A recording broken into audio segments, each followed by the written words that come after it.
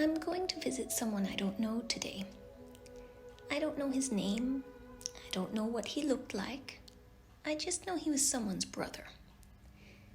He went to war a long time ago, just like me. But his job was a lot harder. He was supposed to shoot people. I was supposed to heal them. I bet he was proud of his uniform, just like me. Kept his brass buttons and boots polished up until the day the mud was caked too thick and his hands were too cold to scrape at it. His squad and his platoon were his family, maybe even better than. He knew they would all give everything to support and protect him. Because he knew it, he never considered doing different for them. It's a unique feeling, something I never felt again after leaving the service. We all fight for the same thing: home. Someone he didn't know, living far away, said he couldn't live the way he wanted. He couldn't govern himself, couldn't be economically independent or have his own trade connections. Worst of all, he couldn't have his own cultural identity. And if he couldn't have his culture, his history, music, architecture, trade, business, who was he in the end? So he had to fight, you see. If we are denied ourselves, we are as good as dead, and most of us can't surrender willingly to that. I understand.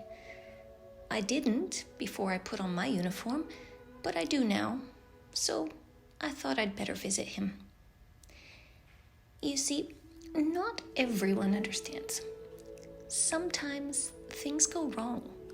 Sometimes the collective cultural tree develops root rot. Something we can't see if we're too close and surrounded by the good leaves and branches.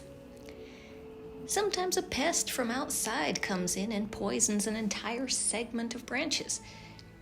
We try to cut out just the bad, but we maim the entire tree beyond recognition, and the people who come later only see the end result.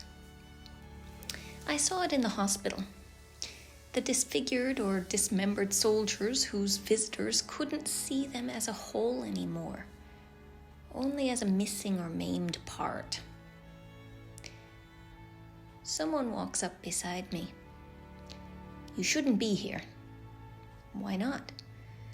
"Because that's a bad man, and so are the rest buried here. They don't deserve recognition, and the whole field should be plowed under. You make yourself look bad by association." "Do you know his name?" "I don't need to know his name. I know what he did." "Oh, were you there? Can you tell me?" "Don't be stupid. I wasn't there. He died over 100 years ago. If you know what's good for you, head to the other side of the cemetery." The person walks off again, leaving me to stare at the grave. Were you bad? I wonder out loud. Did you do terrible things? What about your neighbor there? Or did you put on your uniform just because you loved your home and didn't want to see it die? And what would history call him, I wonder, if he hadn't lost the fight? I don't know. I don't know his name. I don't know what he looked like. I don't know what he did. I only know he was someone's brother.